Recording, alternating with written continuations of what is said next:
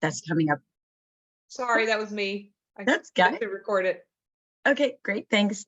Yes, I'm Lori Brown. I'm the Executive Director of the Connecticut League of Conservation Voters, and I'm going to talk about House Bill 5004, which is an act concerning the implementation of certain climate measures, affectionately dubbed the Green Monster, which is going to have a public hearing in the state legislature's Environment Committee this Friday at 11 a.m., as Terry said. So this is a major omnibus bill with 22 sections that include a wide variety of updates to our existing laws, new programs, pilots, oversight, and especially incentives to address climate change in our state. So last year, it was widely recognized that the legislature really failed to pass anything significant addressing climate. And because of that, Representative Christine Palm, who's also vice chair of the Environment Committee, has been working nonstop since last summer with many environmental leaders in the Connecticut Coalition for Climate Action, the Nature-Based Solutions Work Group, and many individual groups that compiled a strong set of proposals that were both meaningful, but that could actually pass the legislature. And because of Representative Palm and all of her work with the chairs of the relevant committees, like on transportation and energy and technology, as well as the environment, all the different committees, as well as her House leadership, this is now a speaker's bill, and that makes it a priority in the House. So this generally means it's going to pass, but our challenge is really to keep the bill strong throughout the negotiations and really fight hard for the pieces that we care most about. So you should also be aware that it was decided to handle the solar pieces and some of the other clean energy pieces separately in the Energy and Technology Committee, but the plan is to roll those back into HB 5004, after they've been vetted in Energy and Technology. So as I said, the bill is really long with 22 sections. And so I'm just going to give you the basic intent of each section in like less than 10 minutes. And you don't have to remember any of this or take notes. We can send you, and I know Terry has this, but we'll be sending you, the summary of the talking points before the hearing and more information on the bill. So, okay, let's get into it. The bill starts by declaring a climate crisis in Section 1. And that's important for various reasons. Section 2 sets the greenhouse gas emission reduction targets for state agencies to achieve by 2030, 2040, and to reach net zero emissions by 2050. So it also codifies Governor Lamont's executive order that we have now that established the goal for like the 100% zero carbon electricity by 2030. So that can't just disappear overnight if there's new leadership. Sections 3 through 5 improve the Global Warming Solutions Act, and that's to reach net zero emissions economy-wide by 2050. And that's an important goal that aligns with science and with our federal government goals. This calls for a plan outlining strategies to meet these targets and also has a citizen suit provision to enforce the Global Warming Solutions Act. Section 6 requires PURA to open a docket on the future of natural gas to make recommendations on phasing out natural gas in accordance with our climate targets. This is huge. There's going to be a lot of pushback on this, but this is something that Massachusetts is doing that we really need to start the process on, and this is a big deal. Section 7, that's involving state permitting for transportation and energy infrastructure. So permitting must consider and have conditions on greenhouse gas emissions and recommend, if they're not consistent with our global plan, to recommend how to mitigate those impacts. That's also a very big, important step. Section 8 is pretty much, it's called the Energy Data Bill of Rights. And that's to make public data available online, how and where we use energy in the state. And again, there's various reasons for that. That's very important to get that kind of transparency so people can be doing their planning.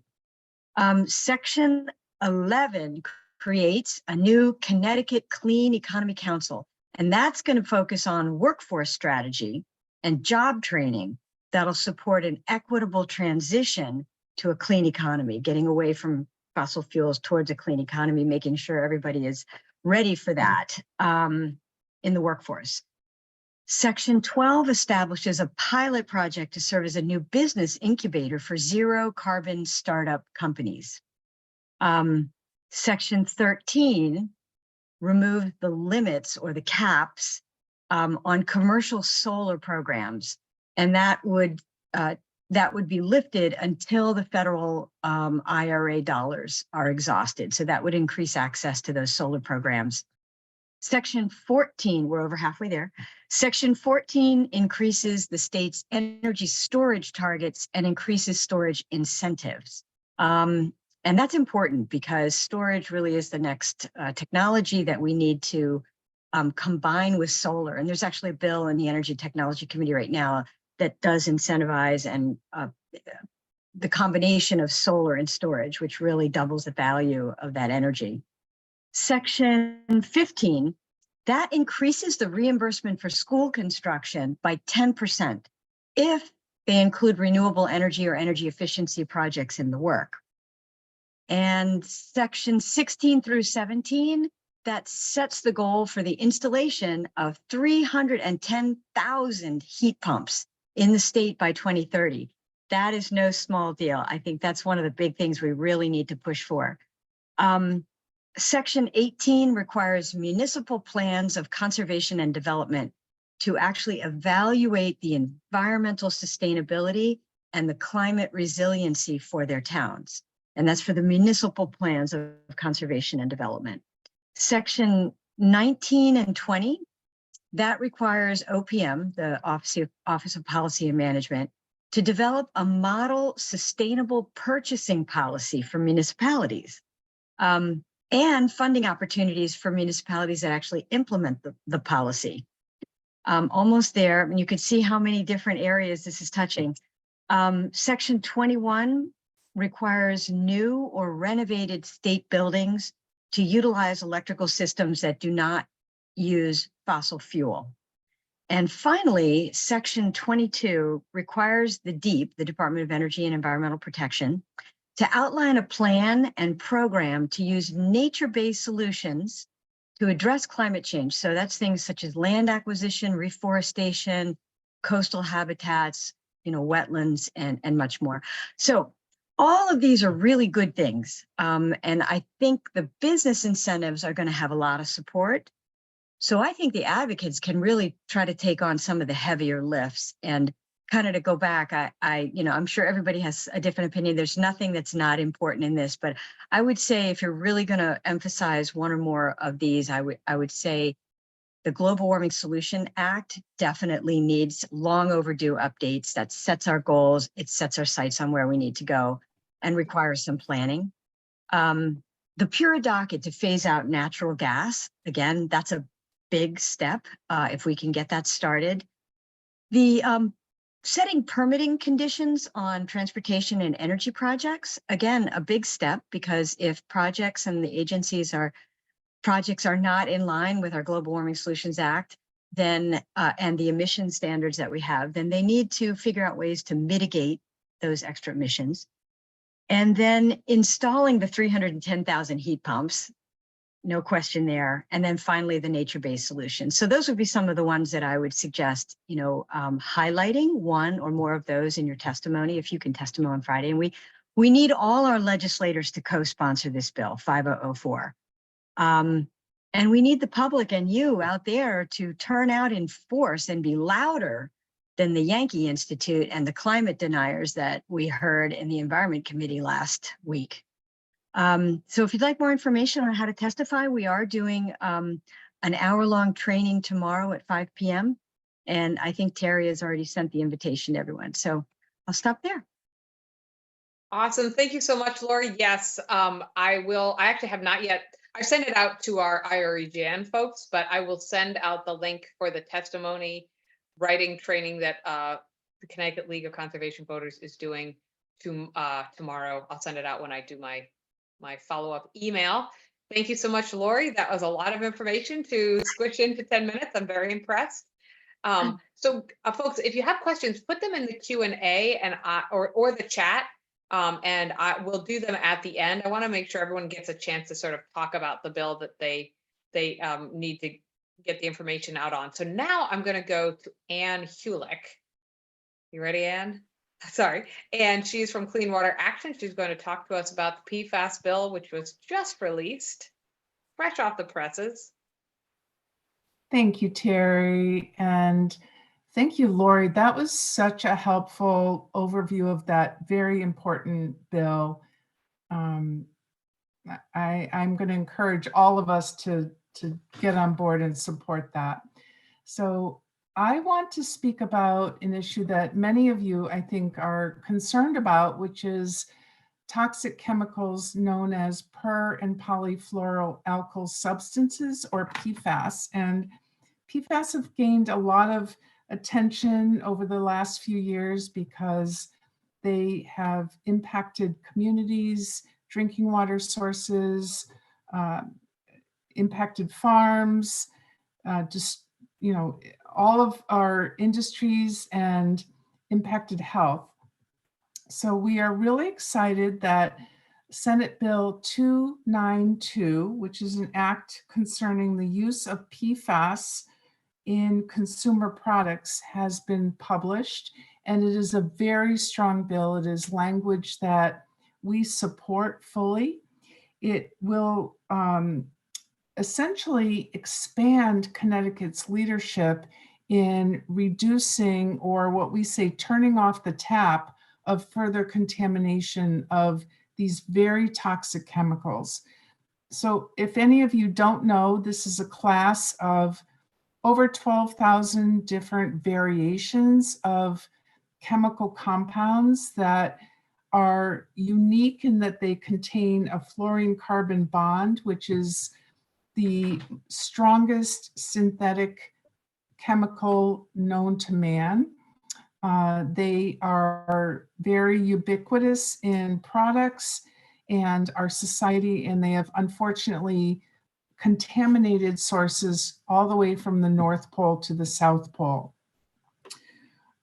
So Connecticut took leadership in 2021 when we passed a bill to restrict the use of firefighting foam and food packaging, which were two major sources of exposure to these very toxic chemicals.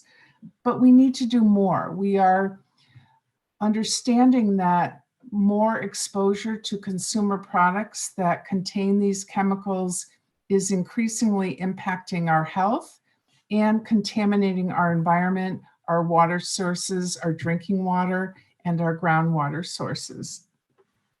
So the bill language, again, of Senate Bill 292, essentially restricts the sale and distribution of products that contain intentionally added PFAS chemicals. And the list of these products include apparel, textiles, carpets and rugs, dental floss, children's products, cookware. Those are the main categories. And what that will do is take out those products from coming into our state that expose us and get into our environment in terms of when we dispose of them. All of those product categories have different alternatives. So you can already buy all of those products on the marketplace that do not contain toxic PFAS chemicals. So there's no real business argument that we shouldn't restrict these chemicals in products. And when we know that we're distributing these products in our marketplace, in our state, they're not only impacting and exposing all of us to the very toxic exposure of these chemicals, but they are getting into our waste stream, including when they're landfilled or incinerated. So We are excited about the bill language. We have strong bipartisan support from leaders on both sides of the aisle. And what we now need is to get co-sponsors, get testimony from all different constituencies. And I'm happy to answer any questions about this. Connecticut needs to continue our leadership in this regard. We have fallen behind what other states have done. So this bill, if it passes, will continue our leadership and continue to protect not only public health, but our environment as well. So I'll just really quickly add that these chemicals in these products are linked to kidney and testicular cancers, liver damage, high cholesterol, reproductive disorders, low birth weights, altered immune function, depressed immunity to vaccines, ulcerative colitis, thyroid disruption, and many others. But we know there is strong evidence that these chemicals impact not only our health, but that babies are born with these chemicals already in their blood. And because these chemicals don't break down in the environment, once we bring them into our environment in consumer products, we are continually repeating the cycle of additional contamination. So we are supporting not only remediation and cleanup and all of those kinds of things by getting federal dollars into our state to do this work, but we need to turn off the tap of bringing more contamination into our marketplace, into our environment, into our homes. So I think I'll stop it there, Terry, and I'm happy to answer any questions.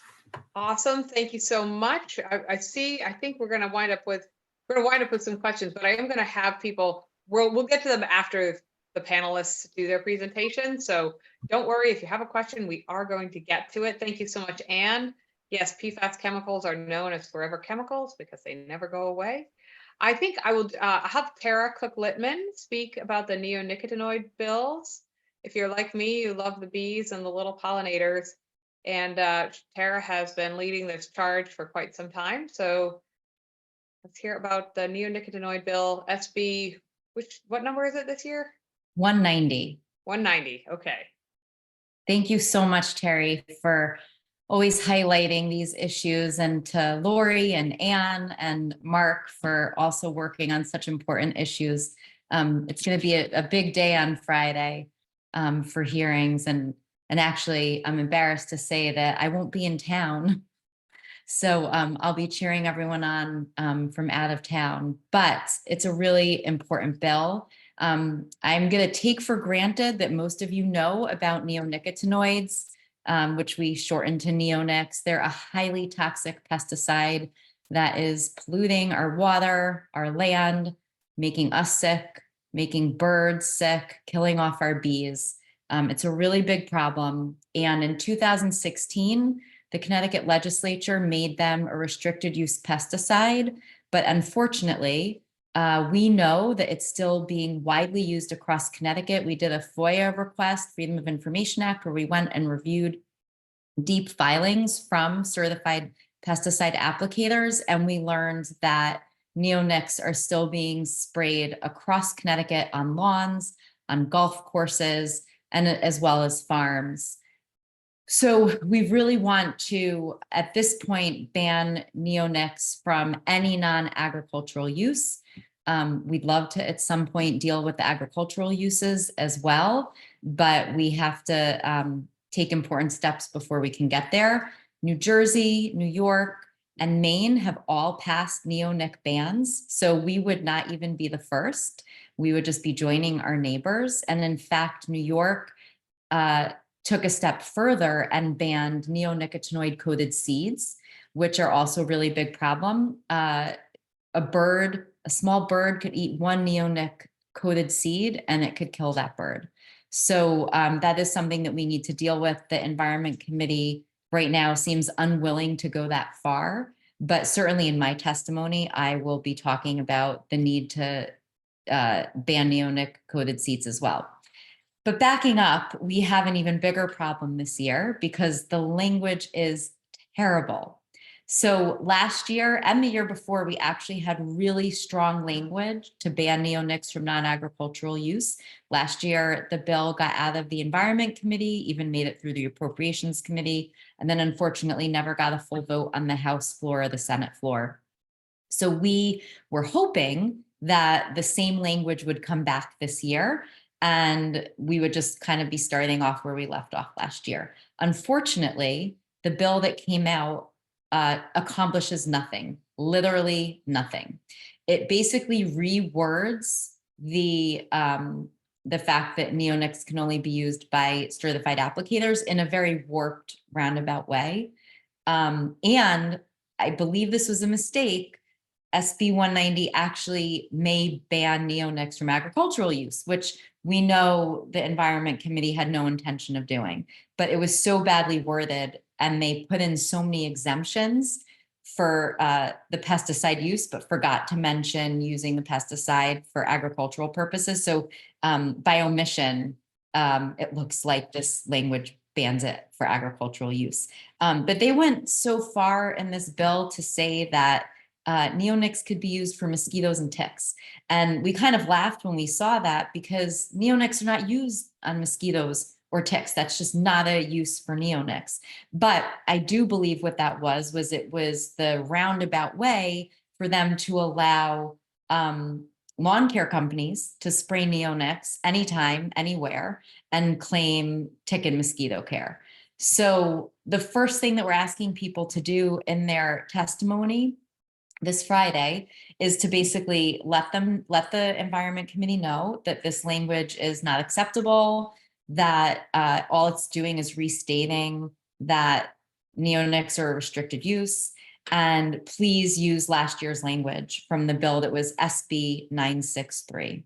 We have talking points that I can send to Terry. Terry may already have them, that you can literally just copy and paste so that you can let the legislators know what's wrong with the bill. And we have the language from last year that we're wanting them to use. So we're trying to make that really easy for people.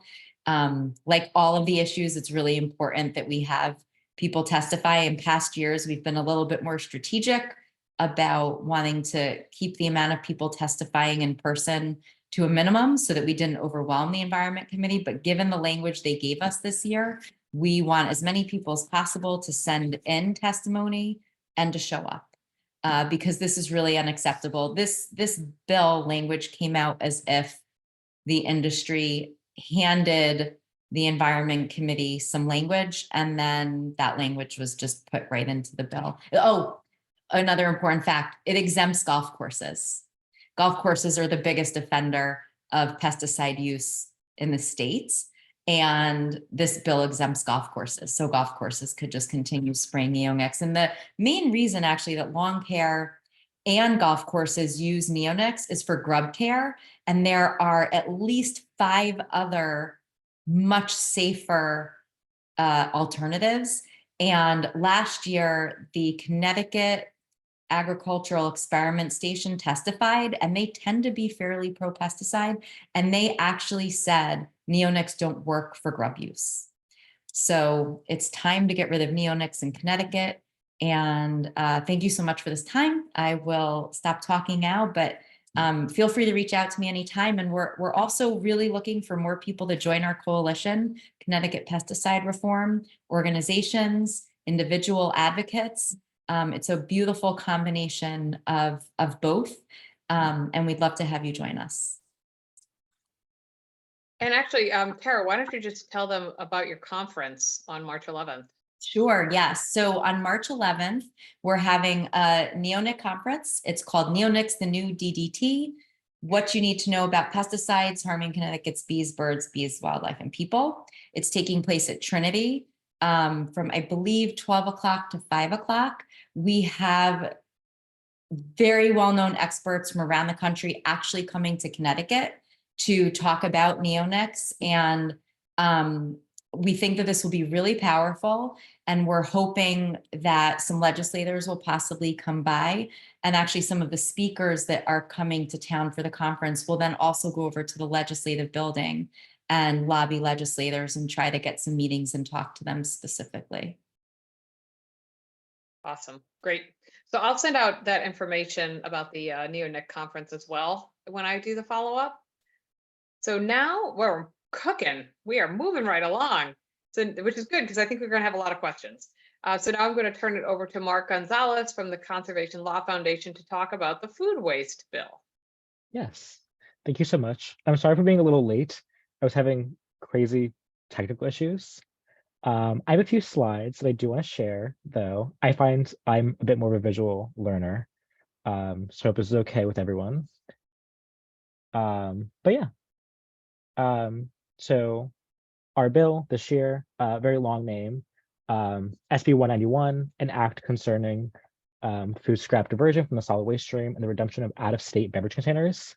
We're going through quickly today, like why this bill and what works about it and what doesn't really work. So this bill tackles a lot of just like a prohibition of food. It's going to make food waste a recyclable item. So all designated generators will be prohibited from sending their surplus food and food scraps to like solid waste disposal areas, because it's a recyclable item. It kind of builds on the existing laws from like our single stream in Connecticut with like plastics and paper and cardboard. This bill applies to all generators above 26 tons and to residential households. And by 2028, it will direct the municipalities to establish programs like requiring residents to separate their food scraps from other solid waste. And just that like second part of the bill, we're not going to get into it today. I want to explain it. It just prevents people from also like redeeming their out-of-state bottles for the 10-cent deposit. A lot of our neighbors have like 5 cents still. So yeah, so I'm going to go a little bit more into like some of these items and also like what this law is going to be talking about and addressing. It really builds on this like priority of uses based on the EPA's food hierarchy. So the EPA's food hierarchy, it starts with like preventing food waste altogether, and then you want to donate like surplus edible food, and then you want to start feeding animals, then composting and anaerobic digestion, and you want to avoid all food ending up in landfills or incinerators. So this law is like really informed by that policy and like kind of like do its best to like prevent food waste, but also like really enshrine donation and animals and like compost like before and kind of along the pathway.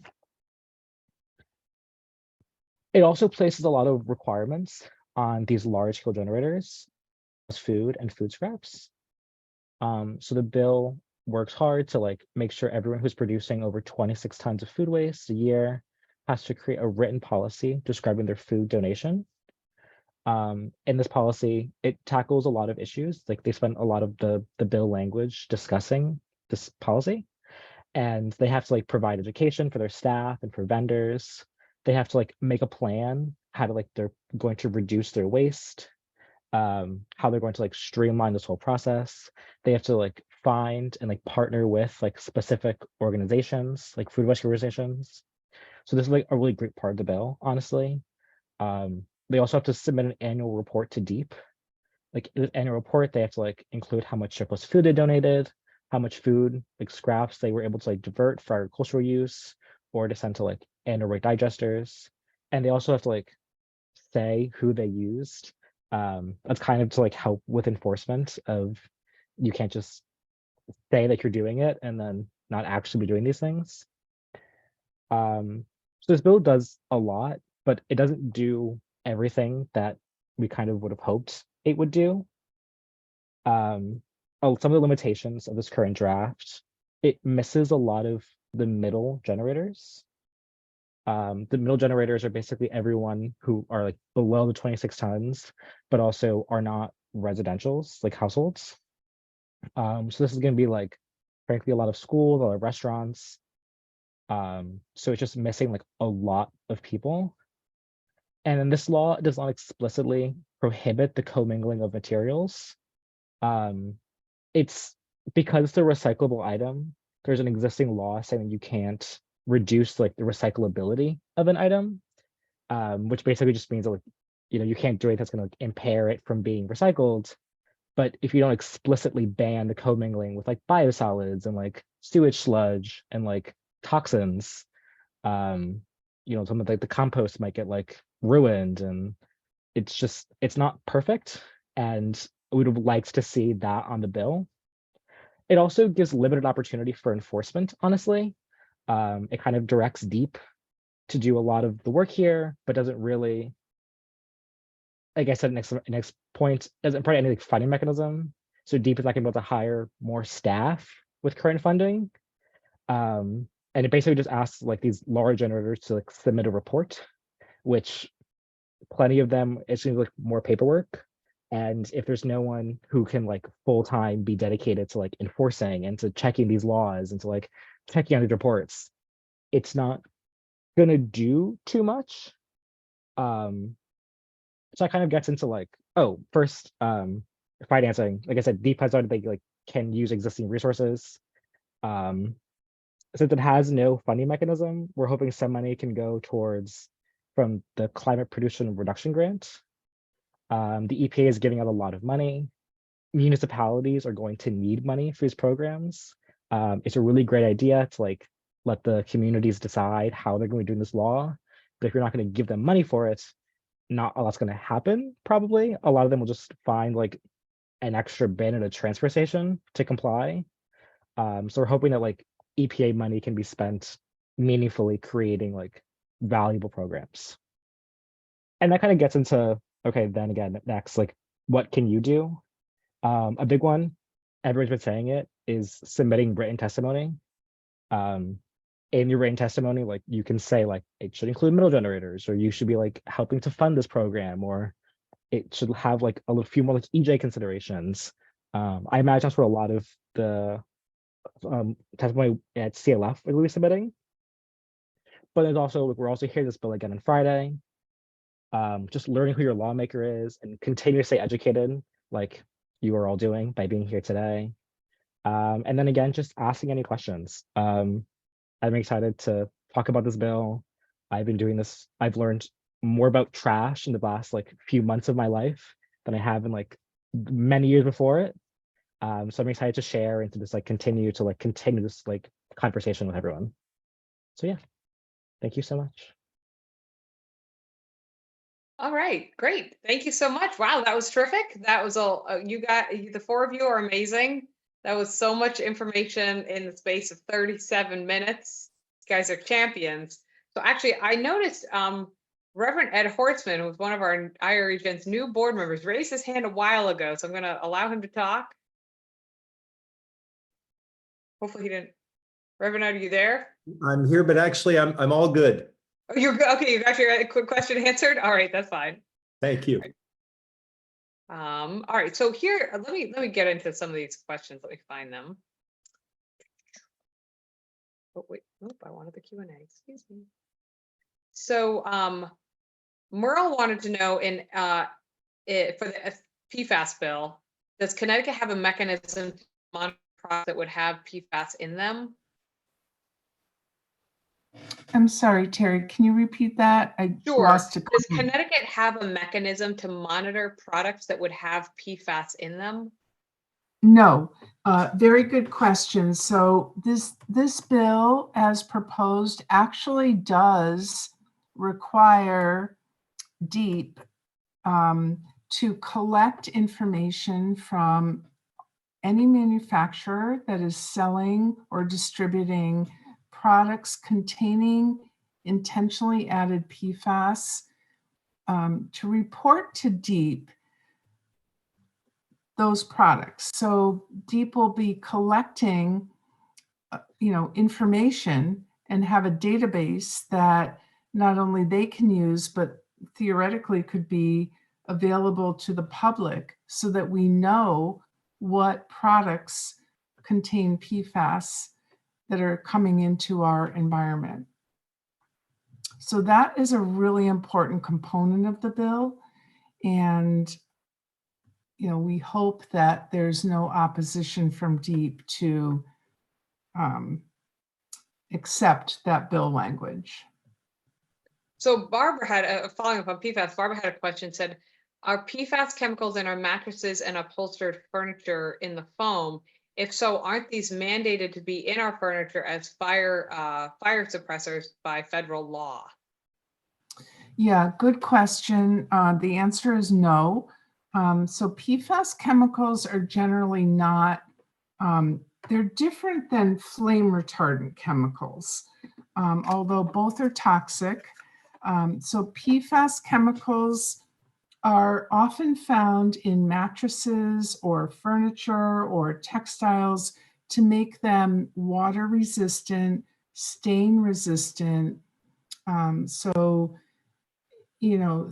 think of children's products that, you don't want to have, a crib mattress that,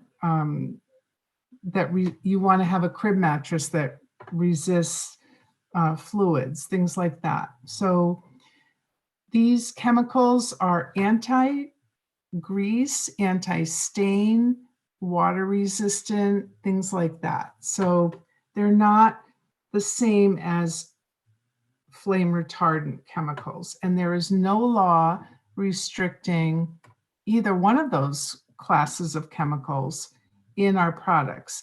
Both of those classes of chemicals are extraordinarily toxic.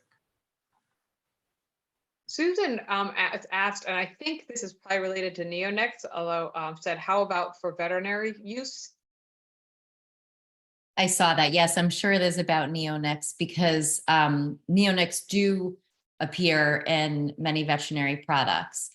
This bill would not include veterinary uses. And in fact, last year's bill had a specific exemption for veterinary uses. My personal feeling is I don't use them on my dogs, but a lot of people do feel they're necessary. And so that's not a road that we were going to go down at this time. And so just for folks looking at the chat, Anthony Antonucci added a bunch of common uses for PFAS chemicals used to make nonstick cookware, water repellent clothing, stain resistant fabrics and carpets, some cosmetics, some firefighting foams, and products that resist grease, water, and oil. So that's a great summary of what PFAS chemicals are used in. Think of your Teflon pan. So now Barbara had a question for Mark. Will the food waste bill address the food being thrown away by public schools from their cafeterias? So this current version is going to depend on the size of the school. I'm from New Haven, where we have like giant high schools with like a lot of students. So I'm sure like if you're from New Haven, like a Wilbur-Cross with like 2,000 students probably is going to be able to like reach higher levels. But many like small schools will fall into the middle and so will not be captured in this current law. To me, that's something like if I were going to highlight a change that I'd like to see is that we capture more of those middle generators. I agree. I know there's like been concern, you don't want to like a small business, like a small pizza place. It's like you want to put like an onerous ask onto them. But I think like the schools, for example, and like government buildings, like these are great chances to like interject in that middle space. Diane said, I understand that only bills that affect the budget have a money ask are prioritized this session. Will the neonic and PFAS bills qualify? Do they have a money ask, and for I guess for how much? Anne, I don't know if you want to answer, but the neonic bill is not really part of the budget. And one thing that has hurt us in the past is DEEP always attaches what's called a fiscal note to the bill, where they say, if you're going to make us do this, we need, I think it's been a little over $100,000 every year for a staff member. The irony of it is that they'll say this for every bill. They're not going to end up hiring 10 different people. So it is true that DEEP does not have enough staff in their pesticide unit. I'm not sure how many staff they even have at all anymore in that unit. It's been pared down so much. But there will be I'm guessing that DEEP will attach this fiscal note again, and that will hurt us. And we'll have to fight to have it removed and explain why DEEP needs.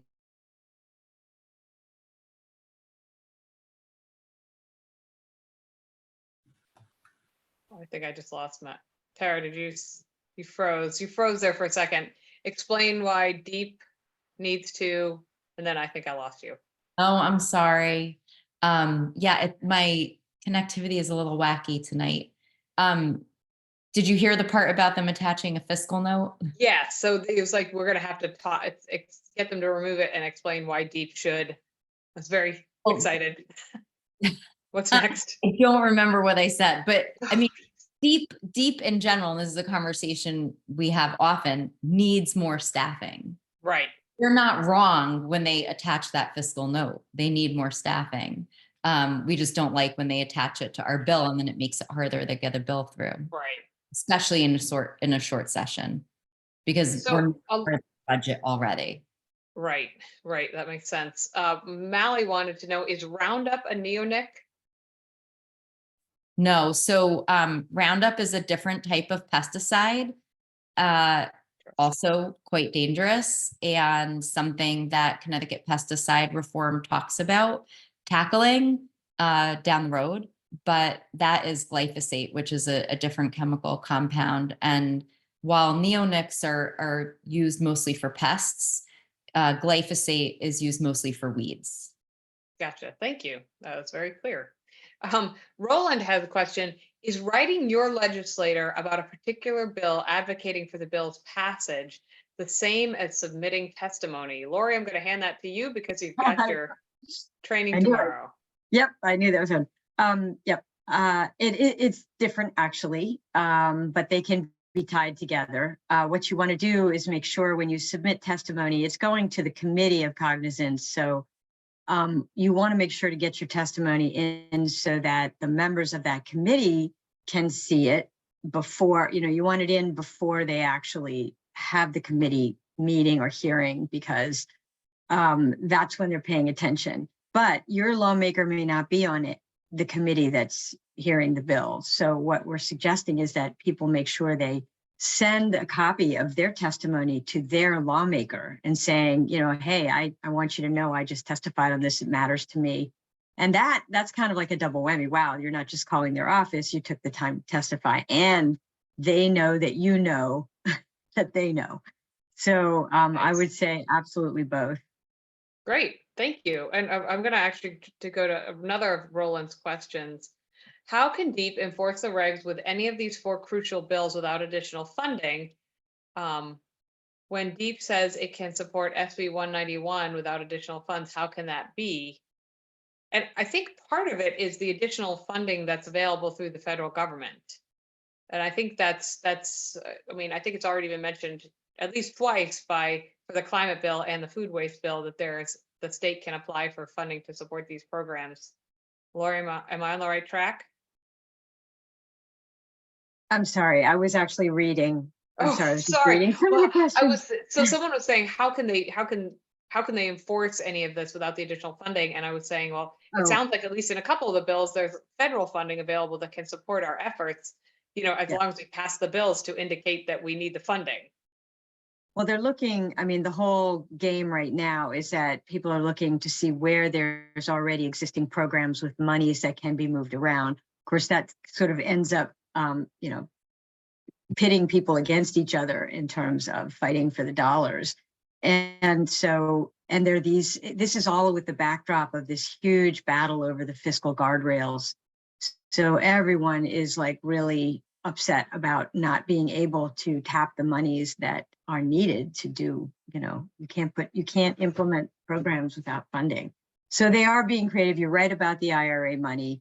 And even to the extent that there's ARPA money and there's other, infrastructure money available. But again, programs that your bill might fit under is where they're also looking.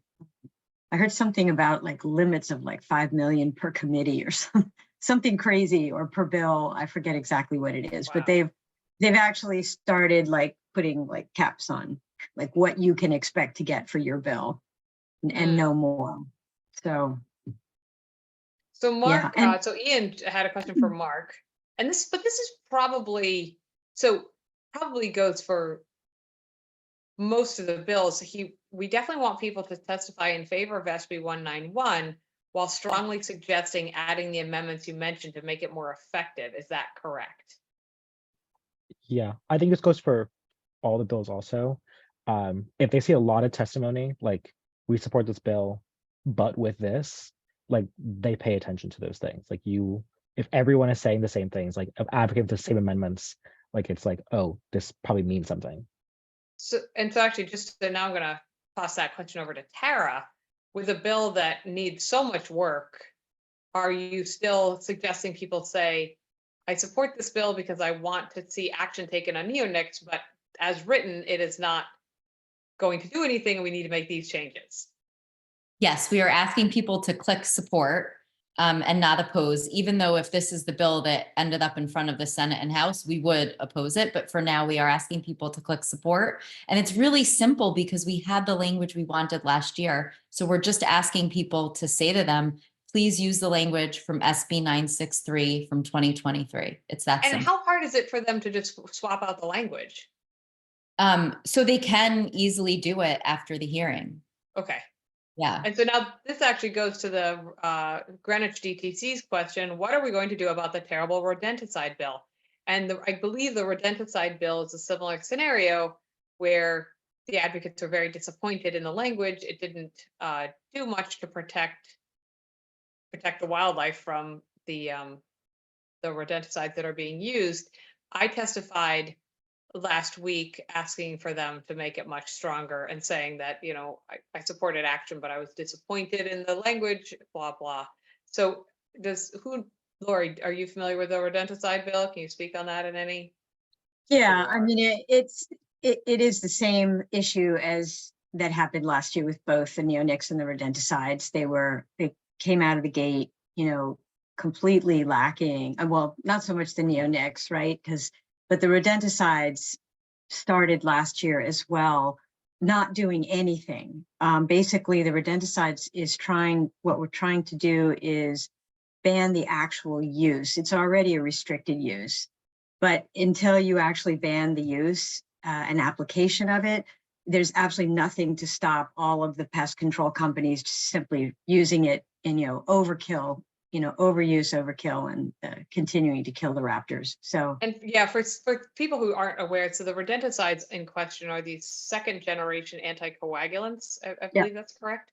Yeah. And so they put them out for the mice, it kills the mice, but then anything that eats the mice also dies a very slow and painful death. So they're seeing foxes and hawks and owls and raptors and all these predators dying. And if your pet gets the mouse, it will also get very, very sick, but usually people notice their pet's getting sick. And if you bring your pet to the vet in time, it can be saved, although it's very powerful rodenticide.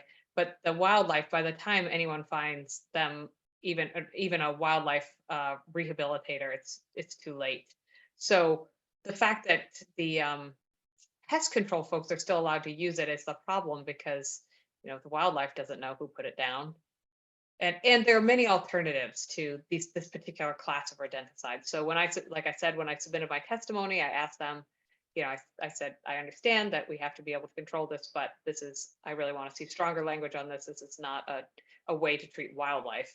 And then I quoted a bunch of religious texts. Yep.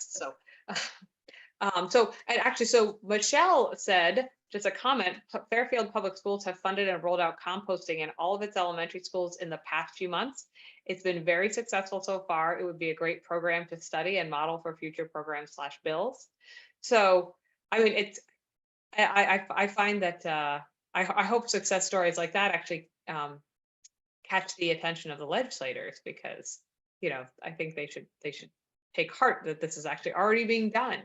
Roland asked a question. So Anne, can you provide a list of items that use PFAS in them that can be shared with friends, congregations, to urge folks not to buy these products? And so I'm actually just going to say, Roland, the list is so long that you wouldn't be able to avoid them just by not shopping. They're literally in everything. which is why we need the bill to ban them in the products. But Anthony in the chat had put down some of the really common ones: nonstick cookware, clothing, carpets. I mean, unfortunately, it's like, I'm sure you have all three of those things in your house right now. So, but Anne, can you talk a little bit about that? Yeah, I think it's a great point. Mhm. All of the things that were mentioned in the chat. So any apparel that is anti-wrinkle, anti-stain, children's products that are anti-wrinkle, anti-stain, dental floss, anything that's anti-stick. So dental floss, cookware, anything that is waterproof, water resistant. So water proof cosmetics, menstrual products, I already said children's products. So in congregations, any textiles, any furniture, anything that has anti-stain properties, those are usually sprays that are put on fabrics that make them anti-stain, anything like that. It's a long Are- list, and it's a it's a class of long list. thousands of chemicals, correct? Yes, yes. And that's the thing, is we call it PFAS like it's one chemical, but it's actually like, No, it's over 12,000 that we know of, which, is probably extremely conservative because we don't know what's coming into commerce because of our federal chemical policy. But any of these products that are generally anti-stick, anti-wrinkle, anti-stain, water resistant, permanent, are likely contaminants and exposing all of us to these very toxic chemicals. Sarah has a question, I think for Lori. If Connecticut saves a significant amount of money by passing climate-related legislation, Mhm. can we use that money to give to the departments that need it? Well, that would be nice, but I know, right? generally, the money that comes into the state goes into the general fund, and then it's determined where that money goes. So it's not like you can make a direct line between saving money and giving more Funding, right. to it. Yeah. But yeah, it's a great idea. But really, for the long term of what towns are going to save, energy efficiency programs and things of that nature, that switching from fossil fuel, oil and gas, which skyrocketing prices through the roof. Personally, people are going to be saving money in the long run when they transition to solar or geothermal or using heat pumps. I mean, that is definitely going to be saving consumers a lot of money. But yeah, getting things directly to the agency, that's a whole lobbying effort in and of itself to try to get enough funding for DEP to do the programs that it needs. And remember, there was just the whole funding cliff where the staffing cliff where they lost something like a third of the agency, and they're trying to rebuild and refill those positions because a lot of people, the golden handshake. So yeah, DEP has never, ever had sufficient funding, no matter what you hear or what they say. They've just never had enough money to do. We spend less in DEP than just about any other state. It's like less than 0.5% or something budget for DEP to do everything that we ask of them to do, and so that's a problem that we've had to deal with for so long.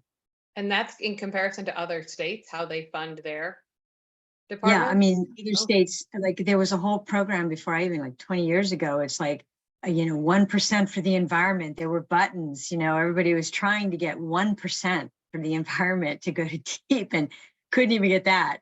So they got cut, and it's considered remember, environmental funding is considered discretionary, where there are other pots of money that you don't have those kind of options. And so a lot of times DEP gets cut first to the bone before other mandatory spending happens. So yeah, funding is definitely an issue. Peter asks, regarding PFAS and neonic concerns, has anyone looked at the European Union's REACH regulation, which is registration, evaluation, and authorization of chemicals, and their list of substances of very high concern?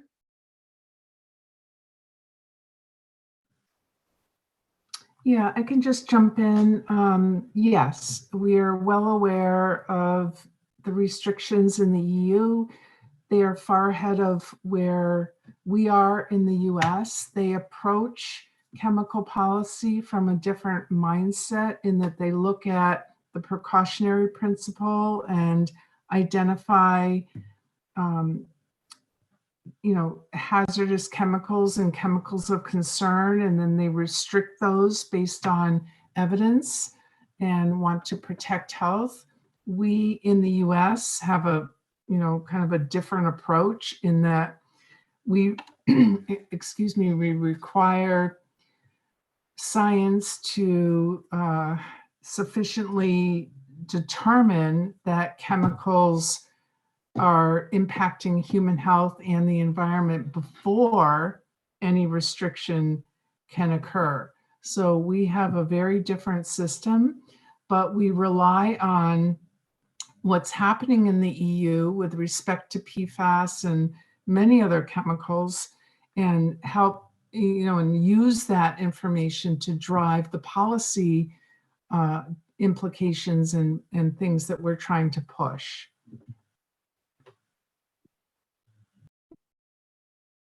For neonics, I would just add that neonics have been banned in the EU, so they're not used there. And describe that all beautifully. They just have a different approach to chemicals, and there are many chemicals that are allowed to be used here, both in food, on land, in products that just aren't allowed in the EU that are allowed here. Roland said Roland said that he could only find the names of the Environment Committee members from 21 to 22. I will send out the Environment Committee link right to the membership to everyone in my follow-up, because it is on there, but I understand the Connecticut legislative website can be a little bit wonky to work your way around. Mary wanted me to share information about the Connecticut Compost Alliance 2024 Compost Conference on March 14th, 8:30 to 5 at Connecticut College. It's free, and it looks like a great time. It looks like it might actually already be waitlisted, but you never know. People often change their plans at the last minute.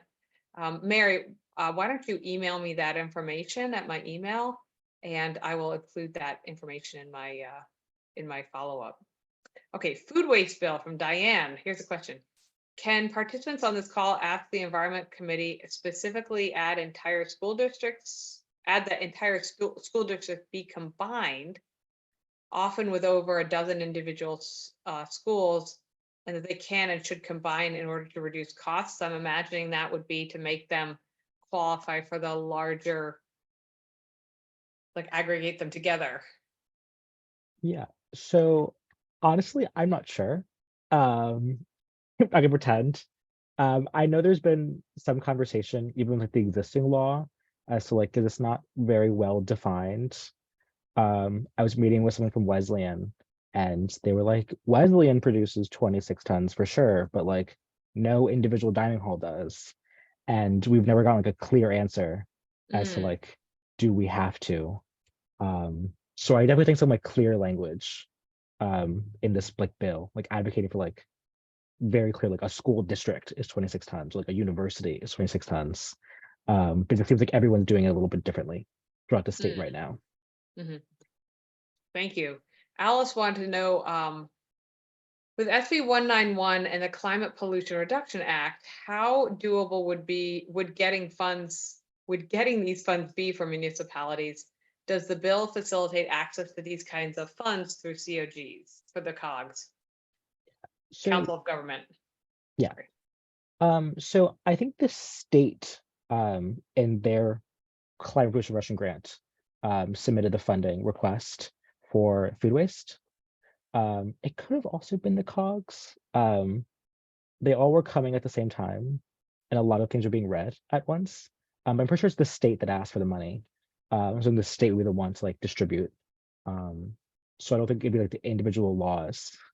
The individual law doesn't have like reference to it because like the money is still being asked for and we won't know for months and we can't like account for spending that money. So we won't know if we have it before the session's over. I will say my town, my little town of Preston, rural Eastern Connecticut, our wonderful first selectwoman got us with Blue Earth, and now you go to the dump and you bring your pail, and it's wonderful, and I love it. And so yeah, so if my little rural red dot town of Preston can compost at the dump, everyone can do it. She's a dynamo though. Our first select one's awesome. Nancy wanted to know if PFAS were in dry cleaning products. I'm not sure what dry cleaning products means. I The dry think, like, cleaning chemicals Yeah, that's what are I'm thinking. It's for people who. perchlorate, which is not necessarily PFAS. That is a whole nother very toxic chemical that is used to dry clean, clothing. So, yeah, it's a different class. It's a different chemical. That's perchlorate. It is not necessarily a PFAS chemical. Gotcha. Lad wanted to know, how can products containing PFAS safely be disposed of? Is there anything in the bill for safe disposal? There is, yeah, that's a great question. And this is really the problem right now. There is no way to safely dispose of these chemicals. So these chemicals are not broken down in incineration. I said they leach out in landfills and stay in our environment for decades and decades and decades. So the problem right now is there's no scientific solution to clean up and, dispose of these chemicals and clean up these chemicals that have contaminated our environment. That is the reason why we need to turn off the tap, to stop further contamination by reducing this major source of exposure and environmental harm by reducing consumer products that contain these chemicals. So this is going to be a lifelong problem. This is going to be years to, deal with. There are no technologies available right now.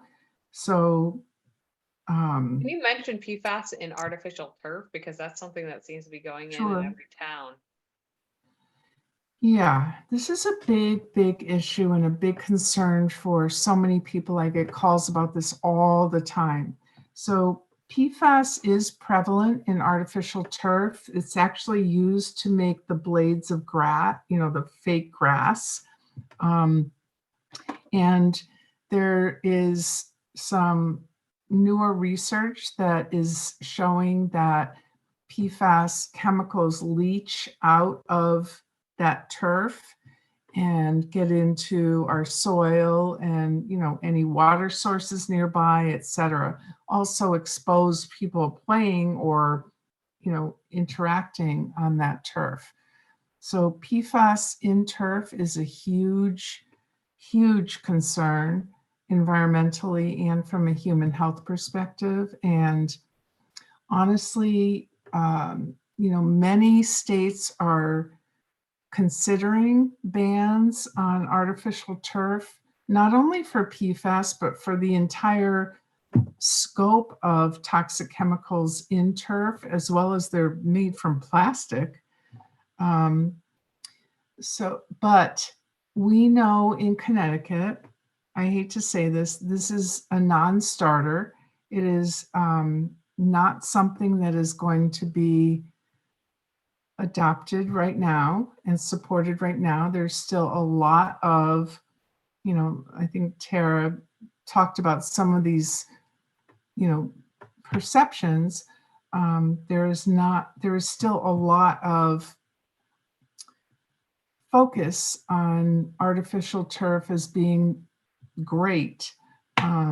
So we did not include that in our bill because we knew that frankly, it would kill any momentum in restricting consumer products. But it is a big issue. There's more and more research coming out about PFAS leaching out of artificial turf. And it is a huge, huge concern environmentally and health-wise. I mean, and IRGen is still working on putting together a webinar on artificial turf for later this summer. There are a host of problems, and but I understand, once you're running into people that want to put artificial turf down for a variety of reasons, it would have been really tough to get that through in this bill. So Yeah. we're Yeah. going to get through, hopefully get this language through, and then Yeah. artificial turf. So New York State government, Governor Kathy Hochul, how do you say your name, Hochul? Signed the long debated Birds and Bees Protection Act in December, banning the use of neonicotinoid treated corn, soybeans, and wheat seeds, ornamental plants, and turf in New York, with considerations for agricultural use. Since it was somewhat acceptable by the New York State Farm Bureau, have we looked at that in Connecticut as a template for legislation? That over to Tara. So actually our language is based off of New York's language, and the language that we'd like them to use that would ban neonicotinoid seeds, which they've already told us they will not do this year, comes straight from the New York language. So we're working with some national organizations that were critical in getting that bill passed, and they're helping us as well. So we fully believe and would like to use what New York has done. And just so that everyone knows, the bill passed, but now in New York, they need to first set the regulations to actually implement the bill. So that will actually take a little while. Our hope and discussions that we've been having is that if in a year or two they come out with the regulations in New York, then we can actually take the specific regulations that they've created for banning the neonicotinoid seeds and give that to the Environment Committee and hopefully do a bill on that. Nice, great. And Mally actually just read my mind in the Q&A. She said, could Lori just review what are the top 3 priorities that must be emphasized in the Green Monster? There's so much. So, 3 to 6, but yeah, I had the same thought. 22 sections. What are our big things? There are it's hard to bucket them because they're hitting so many different areas. But yeah, I think and everybody would have probably a different preference for the top 3, but the ones that I really thought stood out in particular, the Global Warming Solutions Act is long overdue for an update. There's a huge amount in there that would require the state to design and implement an actual plan with targets and timelines and timeframes, and that's a big one that really needs to happen. That's a must pass. The other thing is the future of gas. That is a big step forward. That's going to have a lot of pushback. We need people to really get us going on that front. That will start looking at ways to transition us away from fossil fuels and more towards the clean energy economy that a lot of our neighbors are headed for. And Massachusetts has just gone through this process.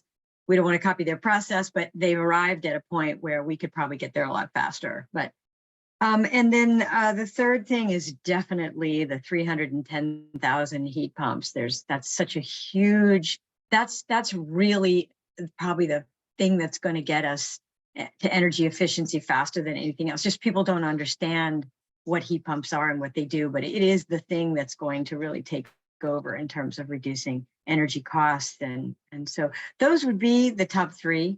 That I would think people would all want to mention, in addition to all the other stuff that you want to see happen. And if I were to add any, it would certainly be the nature-based solutions, because that's just opening up such a broad array of ways to sequester and mitigate carbon, but also the double benefit of saving biodiversity, all the ecosystem benefits that we'll get for clean water and clean air and health and all that. So definitely reinforcing that. It's not something that a lot of people have thought about and equated at the state level, it's usually about energy, it's about production, but what you've already got that are natural solutions are just often overlooked. So I'd say let's put a little emphasis on that. I was very, honestly, I was very surprised to see the part about the natural gas. I was like, wow, Bill is serious about moving us away from gas. And then I was thrilled to see the bit about the nature-based solutions. I thought that, I mean, it's so great. Can anyone talk about the riparian buffer bill? I know I testified on it in the Environment Committee. How's that looking? I think that it's riparian The buffers bill as itself well. was good. Is there Yeah. going to be pushback on that? Well, it's mostly, it's as like so many other things in the climate bill, the riparian buffers is relying heavily on incentives. It does set, it does try to provide for setbacks. But again, it's a lot, it's using, I guess it's the Stormwater Authority funding to provide those incentives. And all the benefits that come with that.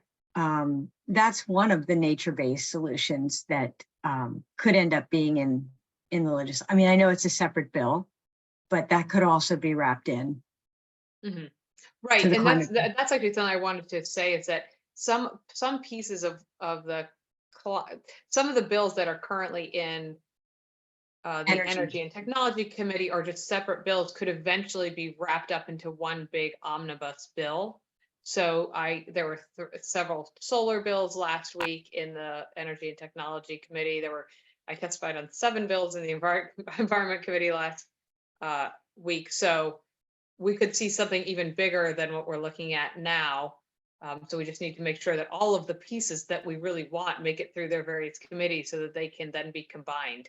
And so a couple of people have mentioned the Environmental Rights Amendment, which is in its second year of its effort to pass one here in Connecticut to add an environmental rights amendment to the Constitution. And the woman who's sort of been spearheading this effort nationally is speaking in Connecticut at the NOFA conference on March 23rd at Eastern Connecticut State University, 8 a.m. to 8 p.m., 12 hours of organic farming. So again, Mary, if you could send me that information, we'll put that just in the chat. I think it was Mary. Yep. I'll also include that. Oh, ctnofa.org. So that's another very worthwhile effort that's going on right now. Do we have any other questions?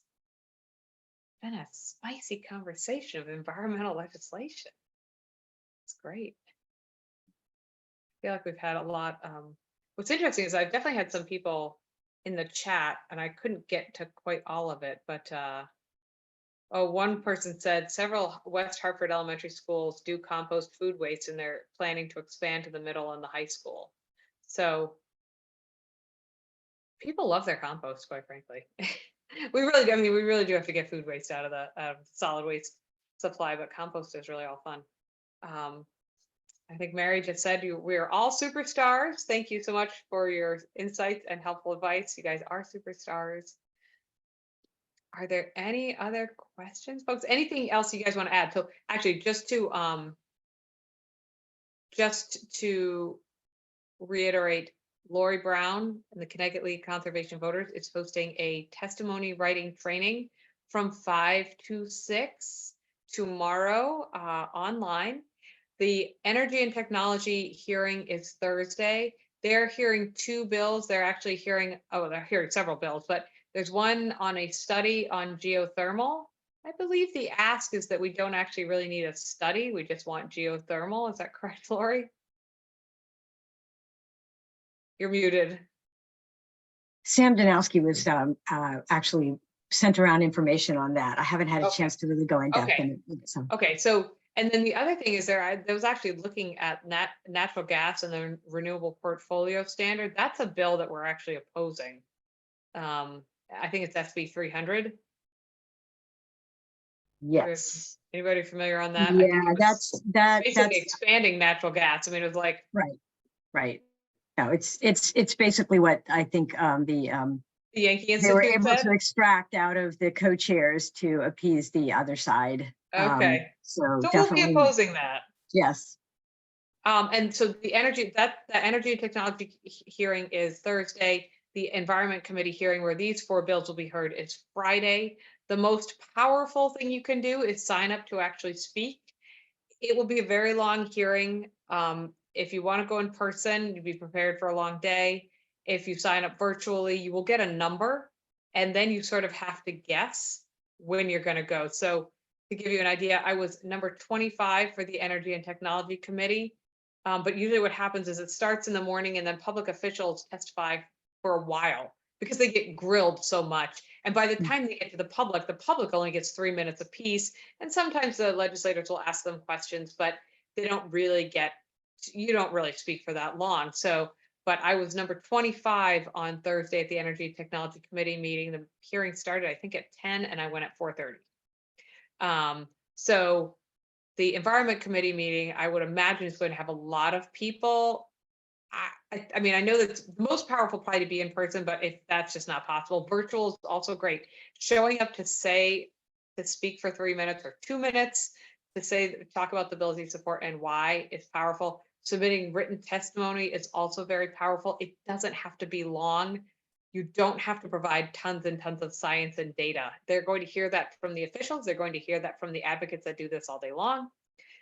What you do want to do is highlight why you care about this, and a couple of the pieces that we've just pulled out, what Lori highlighted, what Mark highlighted, if there are things you really, really like and you really want to make sure they get through, or things that you really would like to see changed, that's what you highlight. But it doesn't have to be a 3-page dissertation, with your climate science or your chemical knowledge, master's degree. That's not what's needed.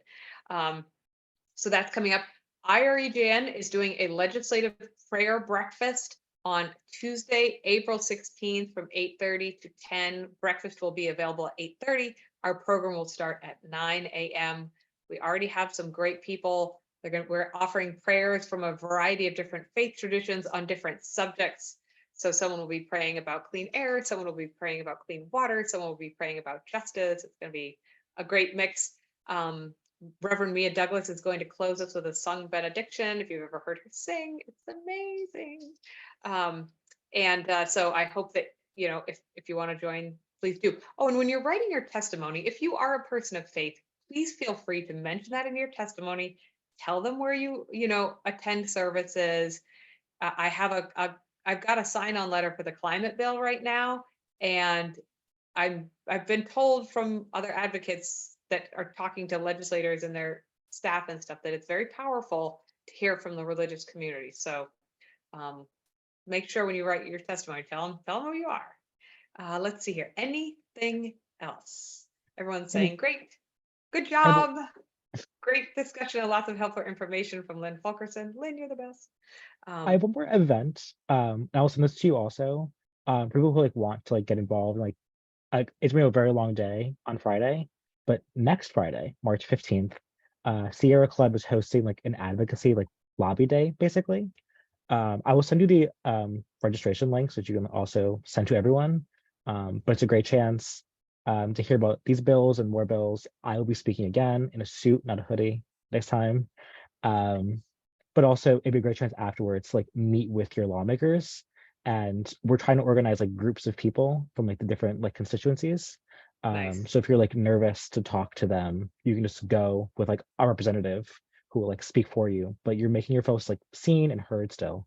So it's a really good chance if you are free next Friday, March 15th.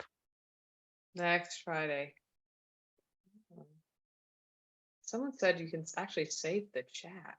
Can I save the chat?